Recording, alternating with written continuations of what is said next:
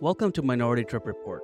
MTR is a podcast spotlighting stories of personal transformation and underrepresented leaders in mental health, psychedelics, and consciousness.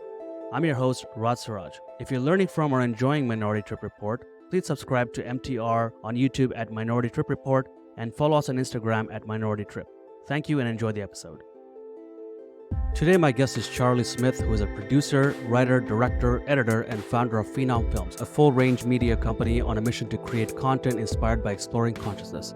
His documentary, The Art of Healing, featuring New York Times bestselling author Dr. Bessel premiered to a sold-out audience at Psychedelic Science conference in 2023. As an unscripted development executive, Charlie created the true crime series Kolk Valley for Investigation Discovery in 2017, the weather disaster format Rogue Earth for Discovery Channel in 2016, the true crime podcast Taken Abroad for iHeartRadio, and co-developed popular science formats including Invent This for Discovery Science and the Mightiest for Discovery Plus. Charlie, welcome.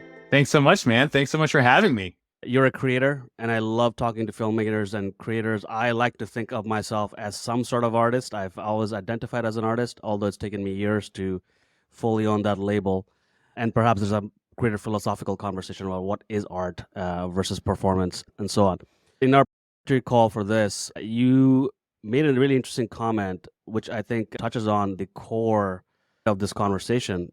You talked about how you always found yourself juggling several identities and how that informs you as a creator. I thought that's a great place to start because ultimately for me, MTR is about identity. And identity to me goes beyond color and gender and so on, but all these little aspects of us do end up defining us, because I found from my experience at least that even if you don't grow up identifying a particular way, the world makes sure you know it for good and bad.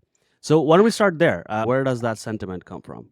That's a good question, man. That was such a good conversation we were having. And I was so in the moment that I can't triangulate the exact moment that came up. Which is good. You can start all over again. That's good. Exactly. So let me just go into that same space and kind of, one of the most fun parts of being a storyteller is pulling from your own self, your own experiences and those around you.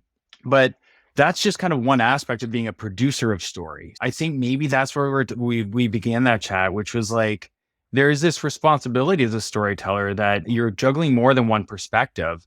A favorite old quote of mine is Sangha is the next Buddha, right? Which kind of means there isn't just one voice for something now. There's many voices. And if you're being a creator in this time and space, I think you owe it to yourself to expand and be responsible for that larger voice. So in doing so, you have to try different hats on. You have to get out of this idea that you're one persona all the time. Some people are lucky enough that maybe they have two personas, right? They're like the mom persona at home, and then they're the awesome rock star exec persona during the day. That's a nice, easy way to start with it.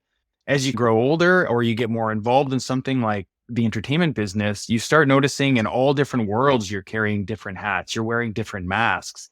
And then on top of that, if you dare crossing that bridge and going in front of the camera, that world really starts to get different, because then you're wearing masks, not just for yourself and for the world you're trying to represent, but also for the world that sees you and the world you're trying to represent to all those different people that are seeing you. And so I think in entertainment, even without thinking about it, we often develop 20 personas, 20 masks that we're constantly putting on, and not just taking one off and putting one on, but putting one on and putting another one on top of that and another one on top of that. A long story short, some of us, if you're lucky enough, get to realize that's happening. And if you realize that's happening, that you're putting on all these different masks, then you get to start playing with putting them on and taking them off and having a autonomy, having some kind of leadership of yourself with these masks, right? And so for me, that's where it's become really fun. Now that I've entered my 40s, I've had enough time in my life where these masks aren't defining me, I'm defining those masks. And beyond that, you get to a point where sometimes you get so bold in life that you don't need any masks and you could just go out to the world completely naked. So my profession has informed my personal life, and my personal life has informed my professional life. And now I'm in a place where it's a lot of fun experimenting with all those spaces. So well put. And I can already tell this is going to be an amazing podcast episode. There's this term that I heard recently, because there's traditional media and there's the sort of 24/7 broadcast media that is from our cell phones, algorithmically powered and funded by ad dollars. This idea of audience capture, right? we all know how to capture an audience because that's what you're doing. You're pushing content out, you're hashtagging and so on, you're optimizing. But then there's a thing that happens where the audience ends up owning you. They end up capturing you because now you're performing for them and now everything depends on what they think. And I can imagine there's but similar to life, if you are in the public eye and you are juggling masks, you can lose a sense of autonomy. And that's a really good segue to what I want to talk about first, which is what are these masks initially? Give me a sense of where and how you grew up, and how did you start developing a sense of yourself, or was it being defined by others? You identify now as a gay man. How early did that sense begin or develop? Early, dude. I was like, I was a horny kid. I don't even, Okay, like yeah. as a little kid, I was really curious and exploratory. Is that even a word? I don't know, but I kept on getting busted. I remember that as a kid, like my mom having to come and get me from situations that I put myself in where parents had been like, I don't know if this is right. I don't remember Mm. doctor or just stuff that I remember being so coded into the youngest part of me, Yeah. not being scared or it being sexual. It was just like this super curiosity directed in one way. Mhm. And I even think I knew way back then what that meant, right? Now, that being said, and though my parents had that in the back of their minds, and I got really fortunate with that, I come from an old school nuclear family. My dad came from Wales, super, super under working class family to Edmonton. He joined the army right away. I came from that kind of old school nuclear family. My dad was in the army. My oldest brother went into the army. I have two older brothers, by the way, both of them considerably older. So I had three kind of dad, roughhouse kind of guys in my life teaching me that kind of very old school heteronormative way of being and Edmonton? not in a negative way. What's that? This was in Edmonton? No, I'm sorry. I skipped a step. My dad was from Edmonton. When they settled with my mom, it was in London, Ontario. Okay. So grew up in London, Ontario, which is what it is, a bit of a conservative town. I have some stories about that too. But I had a really fun classical 80s upbringing. My brothers brought me out on the dirt bikes with them, and I was allowed to go play in forests. And I just lived a typical kind of boy life, I think. But that also came with something for me, which was the direct identity of a man, right? Mhm. And even though I felt I never had a problem with being gay, it never like it wasn't something I rubbed up against in the way that a lot of people do. I just my own kind of experience was a little bit different there, but I never felt like I fit in the gay box because I felt like I fit visually, like if I was drawing characters, I fit into this other box in the real world, not in my world, not the way my heart felt, but in that world we're talking about, this participatory world of time and space. I felt like the identity, the mask I'd been given to wear didn't really have a lot of room for this other character note, which was me being gay. So it was just this thing that I casually wrestled with in the background of my life while still all the way up until my teens, just living the life of kind of a kid growing up in London. How did your parents or family process that? Because I'm not going to assume anything, but I imagine the heteronormative sort of upbringing, military family, nuclear family, did that cause any sort of tension or stress? Did your parents or brothers even struggle to understand? Or was it just, it was very much, I don't want to say easy, but it was at least the stress didn't emanate from the family. Yeah, man. What's so funny is we're fortunate to be like a family where I felt a lot of love and I felt a lot of witnessing Mm. growing up. And like I was witnessed by the people around me all the time. So there was a confidence in that too, of being witnessed all my life that just gave me a confidence that even when I talked about it, I feel like it was still me. I wasn't presenting a new mask. I was wrestling with that for sure. But I think there was enough space with everyone in my life to see that I was still me, that it actually like, and I'm not even pointing fingers. I feel like people almost felt like there may have been a different way that they should be reacting based on what pop culture and norms were saying reacts. Maybe there was like this like almost shadow echo that happened a little later with my parents where after a while and things settled, they're like, wait, and am I not supposed to feel confused or whatever? Like maybe there was a bit of that going on, but no, I was really lucky. And that being said, there were some moments. There was like it got out at in high school. So there was like this flux of a gossip kind of moment that happened. And that kind of got into my home life. My mom picked up a phone call once and somebody else's parent said something or Mm. old memories. But I do remember that kind of stuff. But I don't know. I was lucky enough that I had a circle of friends that was awesome enough that I was able to get through it and really get through it without the traditional traumatic scars that I think people are left with when dealing with that, especially as a teenager in the 90s. That's so interesting. For me, being an immigrant coming from what could be considered a poor country, or now it's like the better term to use is a developing economy, Bangladesh, and then coming here as a student, speaking English as a second language. Sometimes I think about the fact that I feel chill about all this, but the moments that I did not feel chill about it were moments where I was actually forcefully put in a box, right? And it was assumed that I had these experiences, which inevitably became the experience, the self-fulfilling prophecy. But that was imposed on me. It wasn't what I felt. So I often think about, is it, you could be whatever you are, you're born as, or whatever you identify as, whatever feels right to you. But often fear or societies or communities that need a mold for you to fit in, and that gets imposed on you, is what causes this confusion, this reaction, this stressful response. Dude, I think that's so smart. When Bessel Vanderkolk's book, The Body Keeps the Score, talks about imprints, like these imprints that happen in our lives, and how we accept those imprints into us, like into the code of who we are, into like our organism, even into our body. And those, I think, can happen culturally as well. They can happen on all sorts of different levels. Imprints aren't just things that happen directly to us just in our timeline. They're bestowed upon us once in a while as well. And they're big things that we really have to work through. And if some of us are lucky enough to somehow have that kind of support system, I feel like we're lucky enough to later in life shed those a lot quicker than those that had to take them in and really personify those to get past certain struggles. Yeah, that's really well said. I find that imprints and identity is all relational, right? It's relative to your surroundings, relative to the relationships you have, relative to what others see you as. And that could be a good thing, a powerful thing, or it could be a really debilitating thing. Depends on the context.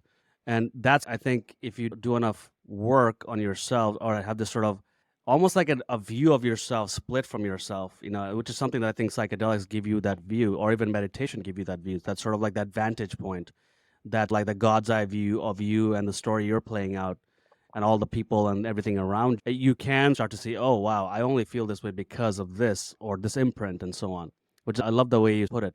Tell me a little bit about, you mentioned that moment in high school where there were some sort of frictions and there were some sort of tensions.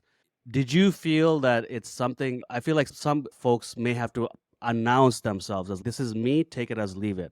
Or some people don't feel it. Why should I have to say, hey, I'm a brown immigrant? What does it fucking matter? But some people have to say it. I sometimes have to say it out loud because I'm like, don't just think that life was easy for me, or don't just think that I'm like speaking for all brown people. I'm not doing any of those things. I'm just being me. Did you feel that friction point came because you didn't have a need to say, I'm gay? Really good question. And it goes back to the mask thing, actually. So I wasn't wearing the mask or part of my mask wasn't being gay then, but I had developed a really unique mask in the last couple of years of high school that served me in a really unique kind of way of getting over who I was before, if that makes sense. In the first part of my high school, years like grade 9, 10, 11, really not even like academically focused, because I wasn't like that. I'm not that smart. So I'm like a B student at best, but engaged with student stuff. I got involved in student council and was doing things that other kids would make fun of me for. I remember one guy in my yearbook once wrote, I never forgot it. I am glad you're doing this stuff because no one else cares. That kind of thing, right? So that was my path for a little bit. And through that, I somehow decided to run still for student council president. So in grade 11, I run for student council president, and I put my heart and soul, everything that was a being that I was at that moment, without any masking, really, just who I really was, I was putting out there, and it failed miserably. And I remember the long walk home. I used to have to take a bus, but I walked that day. The long walk home after that, trying to figure out how I'm going to tell my parents and people that I lost, whatever. But it was like during that time, I was, without even realizing it, I was also saying, okay, you know what? Fuck who I've been. Who is that anyways? I was known as Chuck instead of Charlie. My real name is Charles, but who is Chuck anyways? And I remember like breaking myself down, not in a bad way, like analyzing myself on this walk home, end of grade 11 year, and realizing, fuck, this isn't who I want to be anymore. You know what? I'm going to try some new things. And I set this agenda of like, crazy, like, I'm going to start smoking pot. That was one of the first things because I've been so tied up, right? Like, I'm going to start acting. I just laid out some things that I was going to do. And funny enough, just as a total side note, we're talking late 90s. So one of my biggest TV inspirations at the time was this guy named Tom Green. Mm. And at the time, Tom Green was just this disruptive guy on a cable news channel that would paint his parents' house plaid, or he once painted his mom's car the Slutmobile and then Is that the recorded guy who her. did Freddy Got Fingered? That Dude, that's him. That's eventually who he was. But back in the day, he was like this guy on cable 13. And I just loved him. And I was like, you know what else? I'm gonna use, we had a TV station at my high school. I'm gonna start doing that stuff myself. I'm gonna just start like fucking with people. I don't care about like my like being embarrassed or shame anymore. Instead, I'm gonna roll all that out and let everybody see it all the time. And it was like almost this dare to myself. And by the end of the summer, I found a few other friends who believed in that stuff. We called ourselves the Green Team. And we actually started to record that stuff. And I started smoking some pot. And I started just listening to different music and started listening to hip hop and dance music and stopped listening to just Tom Petty. I started being a bit of a more expanded human being. But through that, I developed this unique character by the beginning of the next year that was like wild and crazy and unpredictable. And people loved that. People loved and loved it to the point that all of a sudden, I, over the next year, was asked to run for president and won. And it became this full cycle thing where then everything was super fun. And high school was not like I ever expected it. And we're talking like people from all different parts of high school were connecting, right? But there was an outlying group and you could see them once in a while. And there were the people that still didn't like what I had to offer. That kind of going against the system of traditional cool wasn't good for them. And so that might arguably be the beginning of this kind of like animosity towards me. It might have not even just been the gay issue, but this kind of thumbing the nose at the old way of doing things. Those guys didn't like it for sure. what's traditional cool? Like the hockey players, right? Like that's the easiest way you can say, right? The kids that are having sex, that are getting invited to the parties, just all those things that I was not for sure. But over that year, half those people became my friends and half kind of the older guys, maybe like the shop kind of guys, the guys that kind of just had more old school leanings, didn't like it. And somewhere in there, then after that, there was a moment where it also came out that I might be gay. Something just happened at a party. It ignited. Everybody found out. And right around the corner was prom. So here's this guy who over the last year, student council president, but really just almost annoyingly disruptive with everything I was doing. I skipped school one day so that I could do a radio contest and win a limo to bring all my friends to Toronto for the day. It was just a really fun time. But in that time, it had also gotten out that I was gay.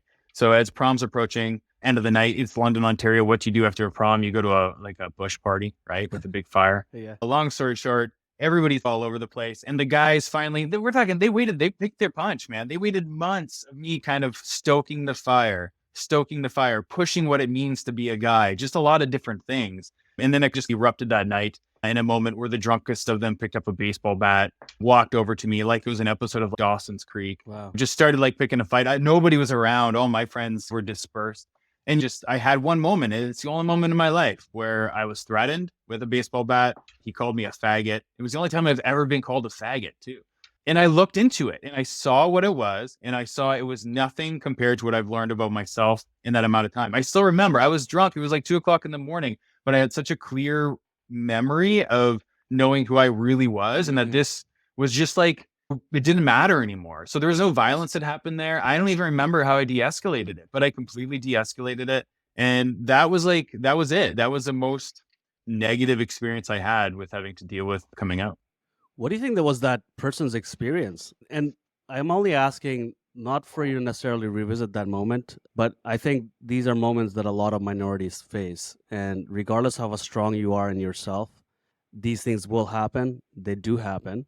And I struggle with this because on one hand, I do feel like it's important to see the world from others' eyes, even people who don't like you or people who you don't like. On the other hand, I also feel empathy does not come from a bottomless well. And I only want to empathize with people that deserve it. Maybe call me still living in my shadow or whatever term you want to use. But I think, what do you think that person's reality was at that time? What did they feel? And for all we know, the same person could be feeling very differently now. High school is a very hormonal time, right? What do you think they found so threatening about you? I think it just had to do with, I mean, if I were to look back now, I think you just said it too. High school is an interesting cross section, right? And if you don't have your shit figured out and you're being pushed into the real world, I don't think that guy necessarily had plans after high school either. I think that's really scary. And I think that's really scary. And If you're someone who has no kind of foundation for yourself, and you're only living off of that framework that society has given you, that every man must be this way, every woman must be this way, whatever that standardized framework is, when anything throws you off of that, this is what happens. We grew up on how many movies about things happening in the 60s, 70s, 80s, and 90s that are always about the same. The premise is always the same. Someone new is interjected into a group that tests what the group thinks is norm, right? And what happens? The group goes tribal and has to face that tribalism, right? Like, I don't know if we talked about this before, and this is going a bit in the left-hand turn, but Go for it. I've always been like, dude, for guys in particular, I always wonder, and I don't think this has to do with me being gay, but what if men could learn to love men? Not the kind of, not romantic love, real love. I wonder, and this was after an ayahuasca ceremony this year, that I came back wondering, what was that first time after we were all together, wherever we come from? I don't know too much about human history, a little bit about North Africa, wherever we all, like, wherever that moment was, right? There was a reason why we split into two and then to many. But what was that the first time we came back around and two tribes decided they had to kill each other? Sure, we've seen it in nature, but that first time that man had to inflict violence on man, and then all the violence we carry after that as men just coded into us. That's a lot to fucking carry. That is a big burden to carry. So I try to always remember that a little bit, that there is things that aren't even just generational. They're like tons worth of stuff in us that sometimes is just in there, and we have to give space for that to allow for there to be change, right? If we allow ourselves to be too cued and get too connected, it's like the samsara cycle. You just fall right into it, right, with that person, and then nobody's winning. But I feel like there is great power to stand back and allow that stuff, like wind, to just pass through. That's as an adult who's had the fortune of dealing with lots of shit.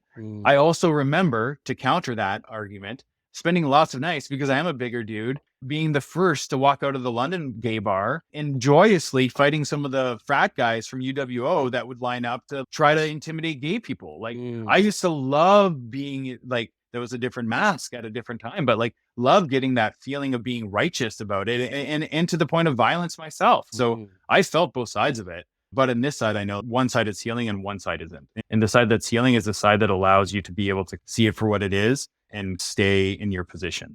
So well said. Yeah, I think you captured some of the tensions I sometimes feel in myself. I don't want to, perhaps this is me being stubborn. I don't want to position it as like healing versus not healing. I'm just like, look, I think as men, and I'm not talking about gendered, I'm just talking about whatever the energy means, the masculine energy is about protecting. And I'm okay with having that protective nature, that protective part of myself who will defend and protect people I love and the things I care about. I don't give a fuck what that leads to. Of course, I don't want to resort to violence and hurting others, because ultimately that diminishes my own view of myself. But being able to protect and stand up, I've spent a lot of time in my life fighting anger and rage. And I think perhaps one of the reasons that men cannot be men with others and cannot show love is because we have no productive way of channeling anger and rage. So that's maybe one of the ways men are sick in that way. A friend of mine, a woman friend of mine, once made this comment that terrorism is not a political issue, it's a gender problem. It's like most of them are men. Why do our most violent people, why do they tend to be men? Why? What's going on here? Why are men more easily corruptible and channeled towards violence? I'm not glorifying women as being incapable of violence. I'm just saying the numbers speak for themselves. So what's actually going on here? I think that's a fascinating space to talk about. And I think we'll touch on this later on in your work with Bessel in the art of healing. And I'm curious to hear where some of this sort of conversations are going within the frame of that documentary. But I quickly want to come to the next stage in your evolution, which is adulthood. You mentioned that you had this failed MTV audition, which was also perhaps another moment where the masks fell away. Tell us a little more about that. Yeah, for sure. I'd love to. So yeah, this kind of almost this character of myself that I'd created in high school really continued onwards. Even though I wasn't shooting things for a high school TV show anymore, the idea of being outlandish, of being disruptive, of doing things in the middle of a public space to get attention and to get shock and awe, I was into all of it. And it was really like paying me back in lots of great ways, to be honest. I had found a character that I got to be that didn't have to deal with my sexuality either, which I liked because I was just being beyond everything, beyond sexuality. If we were, I didn't mind. I was very much like a Tom Green kind of and operating off of that, and felt like for the first time I was getting attention that was positive, even though later I would realize it was at my own expense. But this character made it all the way to a couple of it made it to Toronto. First of all, I moved to Toronto. I got work on camera for a few different shows. And one of my bigger dreams was to become a host for MTV. So this was just as MTV was getting going. I remember like it was the very first day. So it was like when Dan Levy, he was like a 1-day audition because he was so good. So he came, he got in, some other folks doing really well. And there was like a core of us that kind of stuck around for 6 months. So during that whole time, I'm just feeding this persona even more, like in real life. Like now I'm also almost an MTV host. So I'm like using that in daily life. I've built quite a little world for myself to live in. And so I'll never forget, it was like an October day. And I remember listening to that Eminem, the song from his soundtrack, like just pumping myself up, right? Even that, just feeding a personality, not like feeding my truth, feeding this person I was trying to be. And so we get there, and whenever you do these auditions, you don't really know what they're going to ask you to do. Mm-hmm. So this last day was just like a check-in day. It was like, do the basics, because we've seen you do everything else. We like that you have a personality that fits in a certain box. So they just have you stand on stage, and there's 30 executives behind a camera. The president is there of CTV, not of the United States. And the guy, the producer, just, okay, Charlie. Now I'm going by Charlie, which is funny, different name. All these switches happen, right? Now I'm going by Charlie, and he says, just throw to the camera, which in TV is throw to the commercial break. Say coming up next is Destiny's Child or something like that. Why is that? I'm just curious. Why is that sort of segment or that throw to the camera meaningful? Dude, let me tell you why. It is actually like a pretty interesting way to capture whether or not in that moment you're being authentic. And for me, I didn't notice it, but I got called on it because here I am. I'm like, okay, here we go. And I still remember it was like, coming up next, Destiny's Child. And the guy would be like, no, don't do it like in a fake voice. Just say it like you're talking to someone. I'm like, oh yeah, no worries. Coming up next, Destiny's Child. Like and now I'm like, oh fuck. I could feel like sweat starting to bead, right? And I could, through everyone, I meet the eyes of the president of the network, who's been very nice to me. And I feel it. I'm like, I'm failing. Immediately in that moment, I know something isn't right. And I'm driving this plane into the ground in front of all these people. Like all of my radars are going off in my head. I know this isn't ending well. But then he's like, no, say it again. And I did it honestly 3 or 4 more times, to the point where it's like, oh my God, this is the worst. Like I am toast. And I remember, funny enough, very much just like when I lost that election in high school, I chose to walk home that day. And on the walk home, didn't listen to any music, but I almost found myself doing the same thing. I was reassessing from that moment. What was happening there? Why am I not the person that I've been? Like there was almost 2 of me there. I was watching myself. I could hear myself, and it was like 2 different voices working at the same time. And it was the first time that I had realized that these masks weren't things that were like inside of me, but that were actually outside of me, the being. And I could feel that without knowing it at the time. I could feel that. I was like, this isn't right. Something's wrong with this. I recognized it, but it spent another 4.5 years kicking that can, man. Going and auditioning for Flashpoint, like little gigs here or there, getting some great gigs like that were on camera, but all the time, none of it connecting deeply, none of it, me just finding other very fast versions of the people that I was trying to be to quickly put together now. So these aren't like longer masks. I was like quickly mashing together masks whenever I could, just to deal with wherever I was trying to be at the time. So MTV was like the beginning of the end of this era of masking that I was in. Interesting. I obviously going to ask you about what was the process like going from the one that is the center of attention, the one is that getting the attention, the incoming, the sort of eyes on you, to now putting the eyes on someone else or another object or another story. That must have been a very interesting transition in itself. But I want to come back to this question again. In showbiz or in that point in time, why did that, just talking about going before commercials or announcing commercials or what happens after, why was that a test? I still don't understand. Like, what about that? I don't even know if they knew. First, it's just make sure they do the basics, put together a little, like a rip reel, a little reel of each person so the other executives could watch us all doing everything. maybe somewhere in there, they identified that those simple things of staring like I am a youth through a lens right now, that if you're not sitting in like a grounded position, you can develop this. And Rod, we grew up, most of the people we watched on TV had those fake voices, right? Most of the people on radio, they all developed these almost like pseudo personalities. But I think that era had already been done in the mid 2000s, and you could feel it, you could see it. And there's something about someone who is like, ever watch somebody on Entertainment Tonight? Like, they do it. It's like they put on this sheen and they're like, it's me, but it's not really me. It's so everything is way more cleaner. And I now have an authentic mask on. I am now being authentic. Right? So it's funny. It's a test. I think people should try it, even at home, right? If you turn on your QuickTime camera and press record, try to have a conversation with yourself with your own voice without doing some kind of weird thing. It's really tough. Oh, dude. Even in my own way, I had spent 6 months planning this podcast out, and I couldn't get to do it. I couldn't get around to starting because I hate the way I sound. And then, even the point where I'm like, when I talk about I do the intros for the podcast, I say, hello, friends. And it's, hello, friends. It's like, gosh, how should I say this? How does it sound? I don't want to sound like fucking super fake and uber enthusiastic, or even just like fake happy or anything like that. I just wanted to sound chill, open, and relaxed, and so I can resonate with that process where it's actually not as easy as it sounds at all.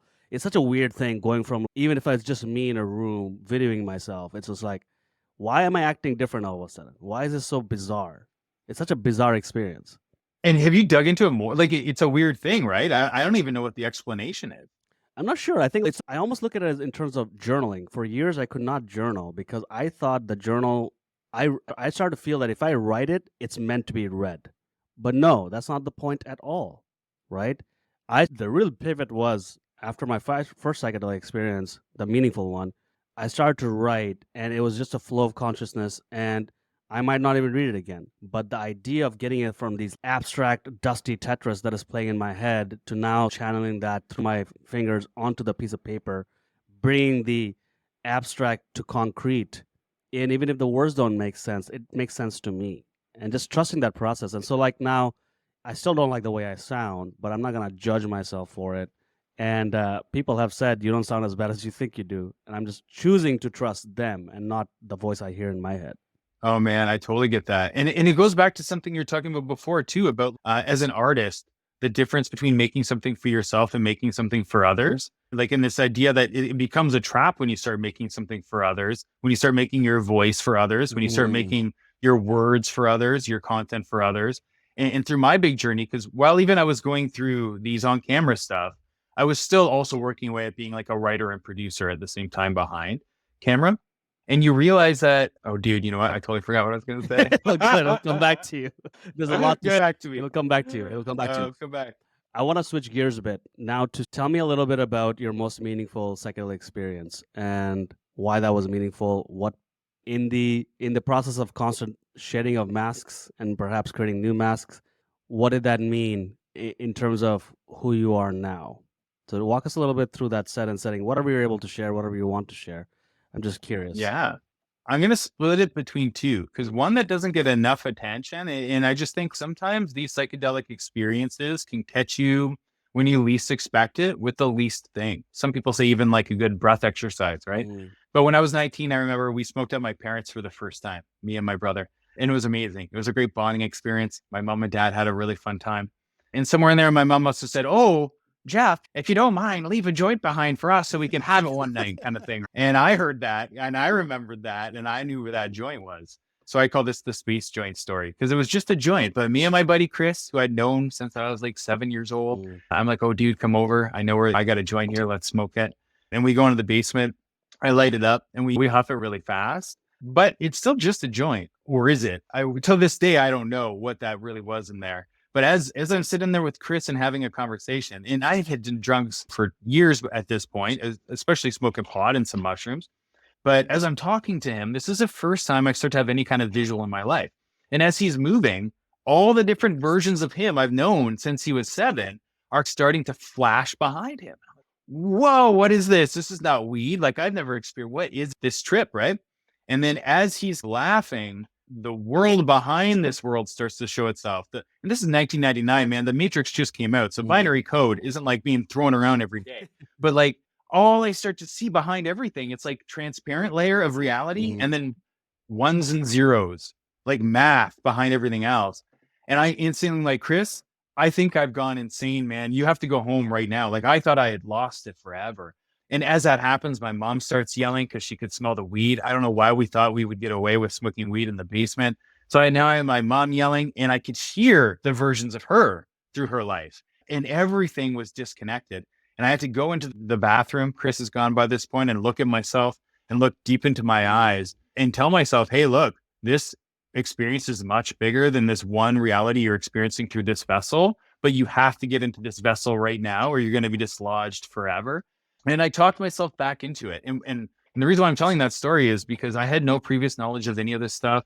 I had no kind of trip sitter, but something fundamentally in me, even though I was shook out of existence, something in me was right and knew how to get me back in. And I listened. So I got really lucky again in having an experience that taught me that if I could quiet myself and listen, sometimes that truth of how to be with me is always inside, no matter how wild or crazy this exterior reality might be. And that experience set me up for psychedelic experiences that I feel would have been scary or just like way too joyously intense.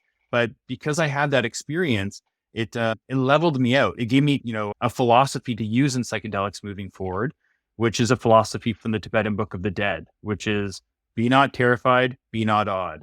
Give yourself enough space to see both, that duality, because especially with psychedelics, if you got caught up by any of that, you could find yourself in all sorts of out of control troubles. And that's not the point. The point is to be able to see and maintain it all, right? It was a huge, awesome lesson to learn so early on. I love that. And I also I'm glad you brought that quote up. I've not heard of that before, and you had mentioned before, and I wanted to flag it. I find the part, be not terrified, we know enough about it because of the war on drugs and this criminalization, stigmatization, and stuff like that. But be not awed.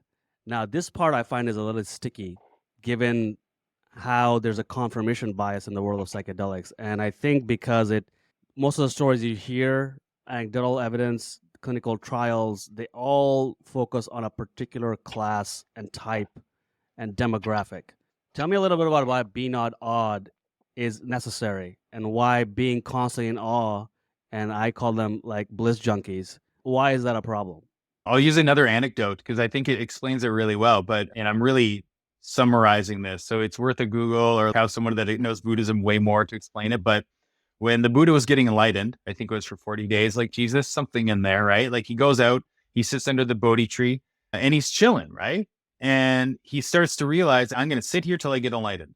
And the first thing that happens is all the scariest shit that we could all think of comes to visit him. First, the normal stuff, and then maybe a zombie and a dragon, who knows what, but lots of crazy stuff, right? All stuff that's supposed to scare him enough to fall into something, to fall into a story, to fall out of this presence that he was trying to create.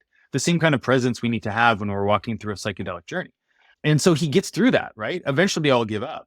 But then there's a whole other world that comes. It's the world of gods and magistrates and everything from heavens and every heaven you could think of. And they all want to tantalize him as well, because just falling into a negative story will pull you into something and maybe another cycle. Stories of joy and bliss do the same thing, right? Neither are a path to enlightenment. And realistically, when we're talking about the state of being we want to be in for a psychedelic journey, it's the same idea as the state you're in when you're trying to attain enlightenment. You're trying to open that aperture big enough to accept all the light and dark that might pass your way. And if you choose to jump onto any of that, if the Buddha would have chose to jump onto any of that, he would have fallen into another life cycle and wouldn't have attained enlightenment.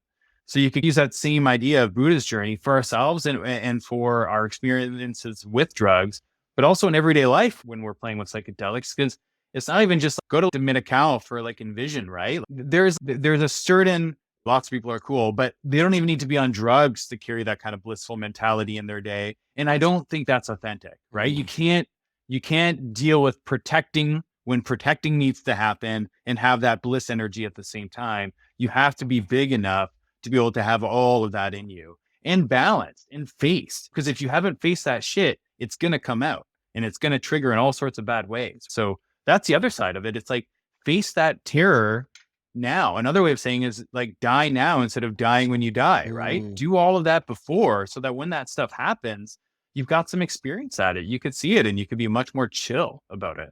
If you die when you die, you don't die when you die, right? That whole idea. That's it. There's also another story that I've heard, and I don't know how true this is, or if it is from, if it is actually about the Buddha or not. But I read in a passage somewhere at some time, where when Buddha did find enlightenment, the choice for Buddha was like, okay, now I can exist in this state in my own universe forever because I found it, or do I go back and bring others with me, and they may not come with me. I don't know if you watched The Watchmen. I love that comic book and the show. Dr. Manhattan goes to whatever planet he's on and he just builds and spends time with himself, completely indulging in his own, I guess, masturbatory sort of world building, just indulging in himself and how enlightened he is, or just nothing can fulfill the void that he feels, like Superman, right? Or do you come back and just go through the motions of light and dark, knowing that this is exactly the point, perhaps, to take all of it, to see all of it, to witness all of it, and to accept your own mortality in it, right? That you are powerful, but you're also going to be dead, and you're ultimately worm food. Yeah, man. And it's called the Bodhisattva vow. And in Buddha, to become a Bodhisattva, that's the vow you take. It's like the second you're standing in that precipice between here and the hereafter, and all of that terror and all that awe is flashing before you, and all of it clears out of the way, and there's a door. Instead of walking through that door, you choose to turn around and go back until every single being has been enlightened. And so through lifetime after lifetime, more and more beings get more and more enlightened. Another way you can look at it is consciousness, right? There's lots of different ways of looking at it, but it's like, how do we globally together expand our collective consciousness? And so it's not a new idea. We use those ideas now and talk about Carl Jung and all sorts of shit, but it's, man, these are like 2, 3, 4,000 years old. This is, look at the Kabbalion, the Egyptian Gnostics, right? The same stuff is in there. This stuff that guides us through psychedelic journeys can actually, it's the same stuff that's guided us from almost the very beginning. And there isn't many rules, but if you stick by a few of those, life gets a lot more interesting and a lot less heavy. Dude, totally. Everything old is new again. I feel like at some point we have to smoke a joint, and this conversation will probably annoy everybody we know, but I think you and I will have a fucking good time talking. I love it. Out. I love it. Okay, so the last part of this podcast, I want to come back to what you're doing now. I think being a creator at this time, particularly in the ecosystem that we're trying to build, the stories we're trying to capture, the breadth of stories we're trying to capture is really important, right? And your whole idea of camera as a two-way mirror, the artist transforming by the act of creation, but also people who have felt that they don't have a voice, all of a sudden having a voice, what does it do to them? What does it feel like to be seen and to be witnessed, to your point?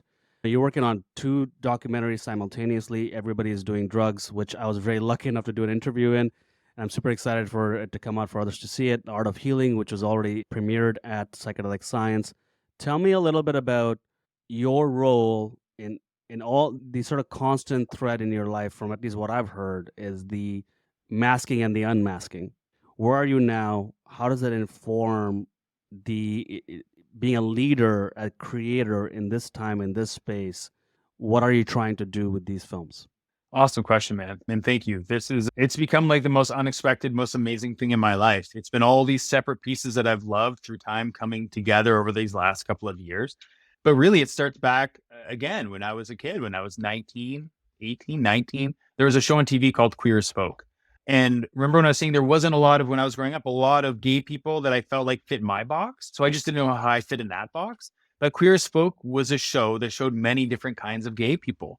And they brought them into this club called, I mean, in real life, it's called Fly. I can't remember what it's called on the TV show anymore. It's been too long. This big dance club, they'd all congregate at. And you see everybody from every walk of life, and everybody is represented in some form as also a gay person.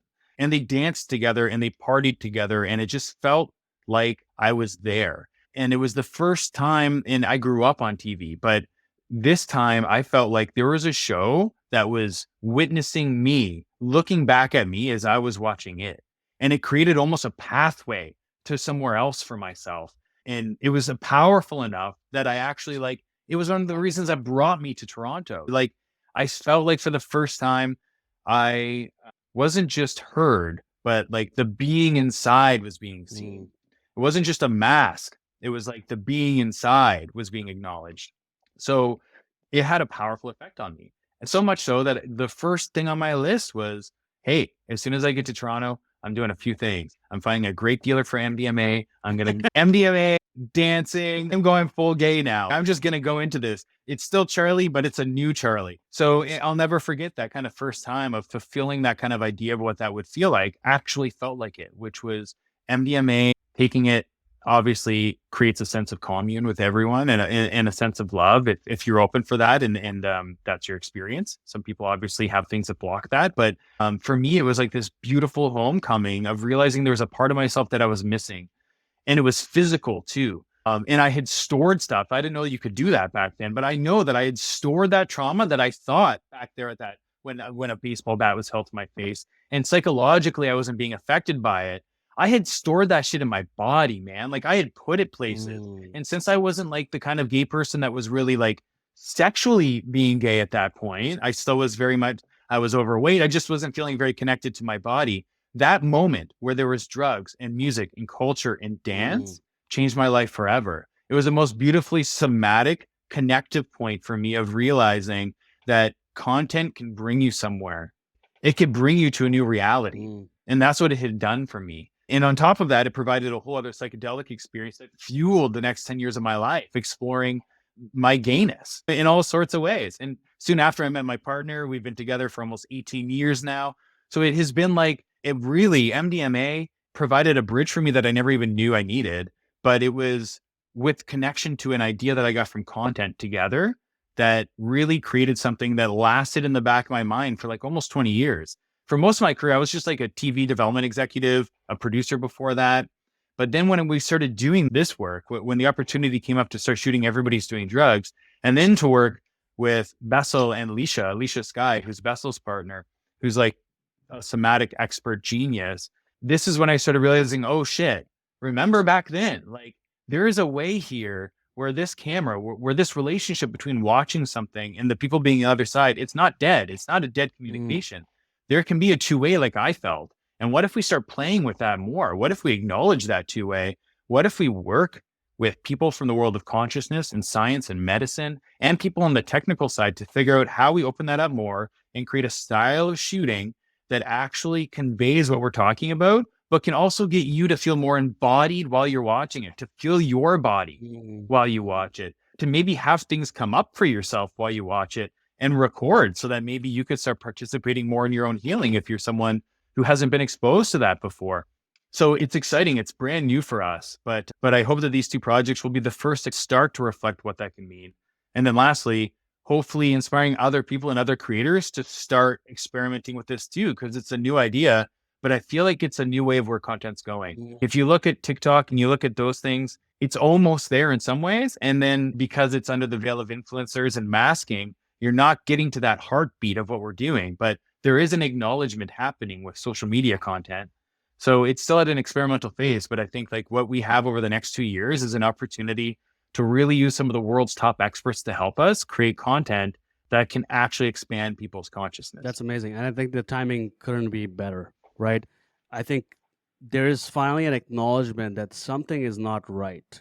We don't know what the answer is, but at least we're starting to feel, at least I feel, we're starting to ask the right questions. So this unveiling, I find the pandemic was a big unveiling in terms of, oh, you're telling me the real people who keep the economy running are the ones who bag your groceries, keep the power plant going and the water plant going, and who deliver your food. It's not all the bullshit. It's not like, I was one comment on LinkedIn right after the pandemic had started. It was official at that point that we're shutting down. Somebody on LinkedIn was like, "Oh yeah, bankers are frontline workers, essential workers." I'm like, "Are you fucking joking, man? Bankers?" And I'd like to diminish any profession, but come on, let's be real here. Banking is important, but not next to nurses who are putting their lives at stake. So anyway, the point I'm trying to make is this unveiling happening, and we're trying to understand what is the fundamental thing that is wrong, or the fundamental thing that is the opportunity, the transition point. And in my mind, there's 3 ways to change the world. There's the first two are probably the most conventional one. One is like change it from the inside the belly of the beast. Some will say that's not enough. That is never going to happen. Some will say Second way is to blow it all up. My father was a guerrilla fighter in the War of Independence in 71 in Bangladesh. Violence and revolutions do happen, and they are necessary. But there's a third way, which is build the bridge to an alternative. Stop complaining, fucking help out, do it yourself or amplify others, and so on. And so, to your point, I think content, art, performance, being creative, expressing yourself creatively is really key. And I think in this, to your point, I don't know how this all fits in, but I do feel like there's something greater at play here. So to bring it to a close, Charlie, tell us a little bit about where people can find the work you're doing and how they can help usher this transition. Oh, thanks, man. Yeah. The first thing is how they could help with the transition. I missed this point in my last comment, so I just want to tie it up here. It's play with your own masks. Whether it's, and if you don't realize you're wearing masks, start with playing with some drugs, start playing with some ideas that help you, whether it's breathing, psychedelics. There's all sorts of different ways to help play with that idea of seeing those masks we wear, going to therapy. There's all sorts, read The Body Keeps the Score. There's lots of ways of doing that. But once you start, then it becomes like a really fun discipline, right? And once we start playing with those masks, that's where all of a sudden we realize what we're really doing is what I was talking about those TV shows and I were doing. But instead of witnessing a TV show, we're witnessing ourselves. And once we start seeing that we're not the masks, we're the witnesser of those masks, then life gets a lot more fun too, because we could put them on, we could take them off, and sometimes we could be ballsy enough to go into the world completely naked. And my hope is that this content can help forge a community of people that aren't afraid of going into the world naked. Because once we get there, naked means your heart is so open, you're bleeding, you're crying about everything. Everything is beautiful. Everything is, all the light and dark is the same because you can see how precious all of this is. And I think that's where we have to get people. We have to get people in a state of realizing they could take their masks off. I hope we can do that through content. Other people are doing that through art in different ways. You're doing that through conversations and all the amazing stuff you're doing too. I feel like that's the new motion. That's the next movement, is taking our masks off. So for us, we invite people to join us. Our company name is Feenom Films. So you could check us out on Instagram at Feenom Films, Twitter at Feenom Films. Our film, The Art of Healing, which I quickly forgot to hype to you, which was the first of its kind of experiment where we took Bessel and all of his amazing knowledge about modalities, specifically psychodrama. And for the first time ever for a week, we took people and experimented with them, mixing psychodrama with ketamine-assisted psychotherapy.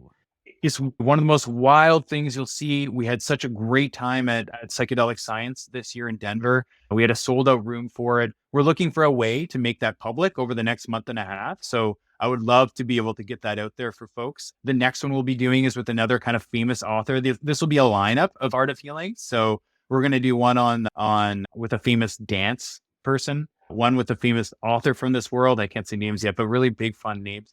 And then our other feature project is Everybody's Doing Drugs. And we hope that comes to theaters/streaming in late fall 2023. This is a big film for us. Rick Doblin is in it. Dr. Carl Hart is in it. Jamie Wheel is in it. And at the same time, we collect some amazing folks from all over North America, and we follow them on their journeys through psychedelics. So for the first time ever, you'll see a Baruchan psilocybin ceremony. You'll see this really interesting mix of schema therapy with psilocybin done in a clinic in Amsterdam. And you'll see the most amazing journey with 5-MeO, I think, that has ever been recorded. So we're excited, man. We're excited to take this into the future and would love for people to join the cause. So if people have stories they want to tell, if people have ideas, find me at Feenom Films and we'll hook them up. Amazing. I hope I get to experience one of these things and hope it comes to Toronto. So super excited. Charlie, thank you so much. Good luck with everything. And thanks again. Thanks so much, Rod. This podcast was brought to life with the help of Carolyn Tripp on art and design. Thanks so much for listening to Minority Trip Report. If you're learning from or enjoying the podcast, please subscribe to MTR on YouTube at Minority Trip Report and follow us on Instagram at Minority Trip. It's a zero-cost way to support us and help us spread the word. Please also sign up with your email for new episode announcements, events, as well as our forthcoming newsletter. I'm your host, Rod Suraj. See you next time.